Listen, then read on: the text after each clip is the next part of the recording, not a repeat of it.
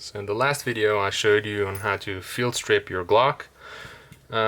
This video I'm going to show you what else you can actually do with the slide, what you can take apart and how to further clean it. This is by far not necessarily to do every time, more like every year or so you can clean the guts in here. So the first step is trying to locate this black piece of plastic. You will have to push it down, so this direction, and with your thumb you're going to try to slide off the back plate as following. So detenting this plastic part and carefully lift your thumb, because this stuff is under spring tension, it might come out flying at you. You don't want to do that. So now we have the back plate removed. We're gonna remove the firing pin assembly.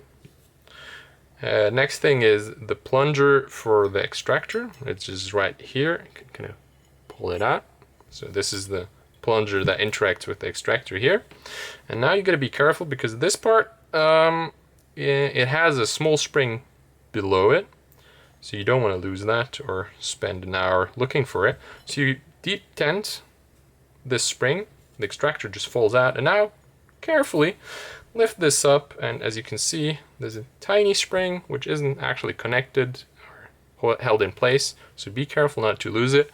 And that is all you can take apart with your Glock slide. You're going to clean those parts. What you can further do is kind of detent this spring, and there's two half round plastic clips which are holding the whole thing apart in part.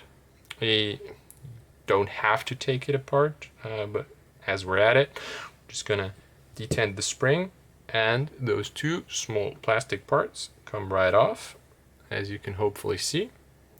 And now you can remove the spring, you can remove the firing pin out of its casing, and there you go. That is your Glock slide fully taken apart. You can clean the stuff and put it back together.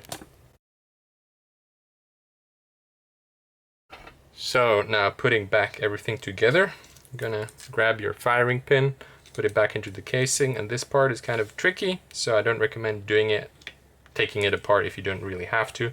We're gonna put the spring on here, and it's gonna force this firing pin down, which is gonna make the installation far more difficult as it should be.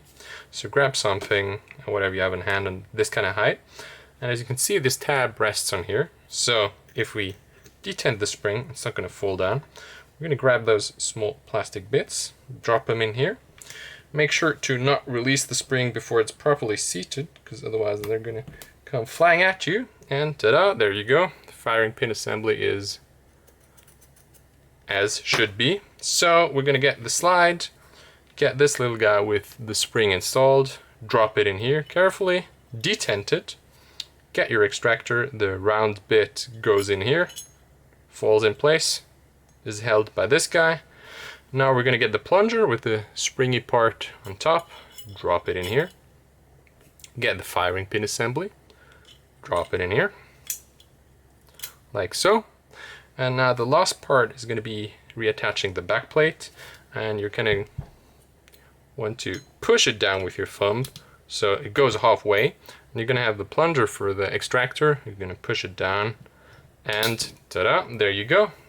The slide is back. We're going to just assemble the rest and do some basic function tests to see if everything's working as intended. Put back together your Glock as we learned in the last video. And now what we're going to do is use a snap cap or dummy round, whatever you want to call it. Load it into the magazine, only that, no real live ammo. Insert the magazine, and what we're going to do is see if it chambers. We can see it chambered the round, and if we pull the trigger we should hear it hitting the snap cap, so sounds good. We definitely have a striker fire. And what we want to see is if the ejector works. So as you can see, the ejector works just fine, so we have a fully functioning Glock and we're good to go.